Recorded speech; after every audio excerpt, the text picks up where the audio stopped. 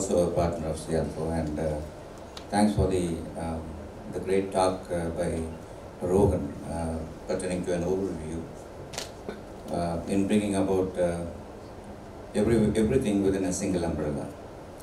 So I just stand before you and just going to talk about the education system in India, but pretty much you all know that I'm not going to very much drag into a boring subject, because this by itself is a very prolonged stuff to talk about, and also a great stuff to debate on. So leaving the debate part out, coming into the practical part, let me have a small glimpse in comparison with the other countries where I was there. So I've been the honor that I was there for 16 years in the United States of America, and I've been inspired and implemented a couple of new innovative technologies with regard to education systems as Dean of Academic Affairs at UCLA in Los Angeles. Earlier to that, I was just working for 11 years in a UGC institute, taking care of research and administration. And I think I am adept to talk to you about the higher education system in India as compared to the higher education systems in Europe and in the United States. So I'm here as an Indian citizen here still, wanting to talk about the higher education of the third largest systems of higher education in the whole world. The first being the China, the second being the United States, and the third being India. And as rightly pointed by Mr. Rogan, that the enrollment percentage and then people aspiring to go abroad and to get a very strong hold of their career is always there. And we are all here to foster this dream in each and every kid or every individual.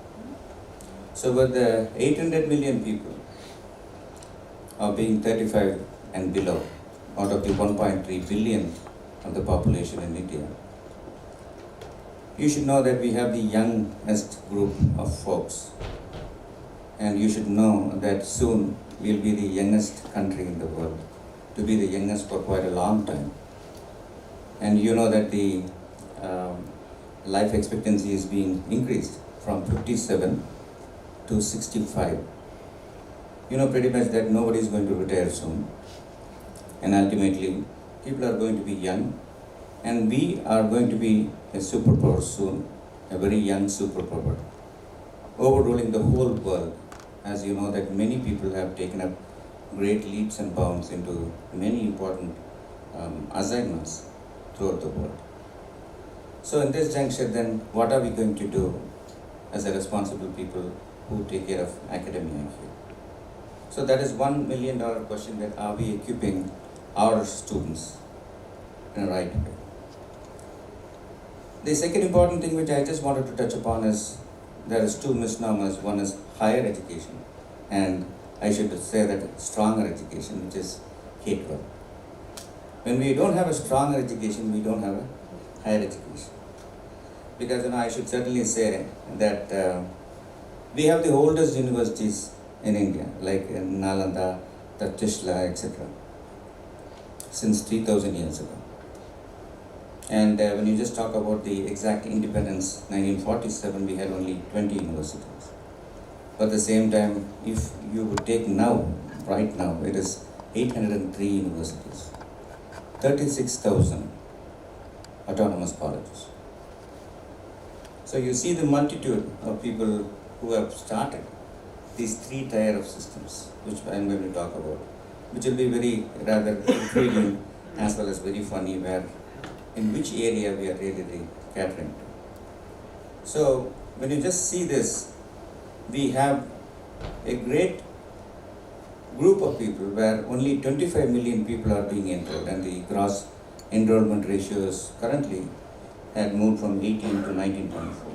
So to say that only 19.4% of the people are enrolled in the college, out of which only 6% of the people graduate. I'm not talking about the elite creamy layer people, right? So people who are accessible to things like CIALFO or their competitors, etc. But whereas if you have 6% of graduation, you need to know that it's so quite fascinating to see the great people in the world are not in the 6%. You take the Apple CEO or Mark Zuckerberg, who are all college dropouts. So as to say that they are on the 94% of the people who have never graduated or college dropouts. If I was there in UCLA, and I had a couple of times, I went to the Silicon Valley and met once with the Apple CEO when he was alive.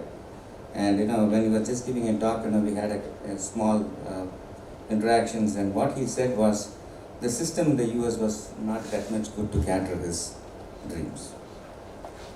So if that is so, I'm not comparing apples with oranges here, comparing India with US. But at the same time, I should say that we need to take onus to the lacunae that currently we have with regard to the education system in India.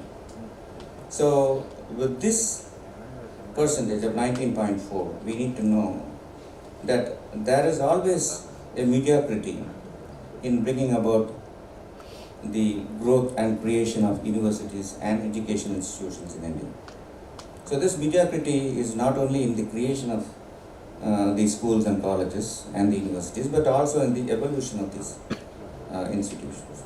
Because we all know that there are two modes by which the education system works. One is an academic model. People only focus on academic model, academia. But whereas there is one important thing, which is a business model, where we focus only on money. But these two things are there is a very thin line that differentiates between academic model and a business model. Without money, nothing is possible. But without academia, money is not possible. So this is a very chicken and egg situation. Because why I'm saying is this, that in this ranking system, the world ranking systems, not even a single university or institution from India has come in the first 100 rank. But we have 3 institutions that have come in the first 200 rankings. Okay, IIT Mumbai, IIT Delhi, and ISC Bangalore. So now the problem lies with the higher education, we certainly know. Because education per se itself has 2 important ones. One is education, one is educator, that is the teachers. The other one is the educatee or a student. Because when a person is going to come for an enrollment, say from K-12 or +2, upper +2. So this guy has a lot of aspirations, and more than him, his parents have such a lot of aspirations. So then technically we don't give freedom for the candidate to have an aspiration, rather. We will make the aspiration of the parent to be very positive, right? So this is one of the big lacunae that our Indian continent does have. I think each and everyone have our own kids per se to relate. And imagine, my father would say that, my father and mother, they both were doctors. And they said that, son, you need to be a doctor. Then finally, I was on the rat race, and finally I landed up in Hon'ble Institute of Medical Science. I completed my graduation, PhD, etc. And when I was thinking, somebody asked me from this kind of counseling earlier, I said that I wanted to be a pilot, where I even have a vertigo if I'm going to stand on the first floor. So what I'm coming to say is, this kind of an idea that people have tend to move on and on to different systems. So where educator or the teacher plays a very vital role. And ultimately the teachers are nothing but the people who are being trained by the education system. You need to know that this education system has a very good root in India. Number one, we were the pioneers in starting the education system. You know that the Gurukul system is a very fantastic system, right? Now we have moved from Gurukul system to Google system. Because everyone is now a great pioneer, that anybody can talk about anything going into Google. So this kind of a system has made many smart people, dumb people, and gadgets to be very smart gadgets. So now we focus on smartphones. And our people, now, I think everyone can relate. If I want to make a small calculation of 11 plus 4, I immediately take my calculator. So that is how we are more related to these kind of smart gadgets, where people are very much being expanded and exposed to many options and choices where people in the earlier systems they didn't have. And that is one big drawback, that many of these areas are not being catered to, but for a couple of important things such as the engineering and technology stuff. So it's just because of the autonomy and the regulation that we currently have with certain important things. So currently now, what does the student need now is the knowledge that we all give in any system. But at the same time, the educational policy is saying that students should have skills to learn. And we give a very strong theory, but whereas we don't give hands-on training. It's like if you just ask our students to define or explain elephant, they will tell that it has 4 legs, tail, this and that. But if you show the elephant, they will say that I do not know what is that. So this kind of system is being very much acknowledged throughout the whole world with regard to an Indian student as a candidate for higher education. And this begets the problem that more importance should be given not only for teaching but also for research, where this is one of the important lackness that we currently have. See, take for instance in the pre-independence period, where only 1 or 4 IITs were born. Because earlier there was ITIs, Indian Technical Institutes, which mushroomed into engineering colleges. Then later on people wanted to focus on technology, where IITs were born.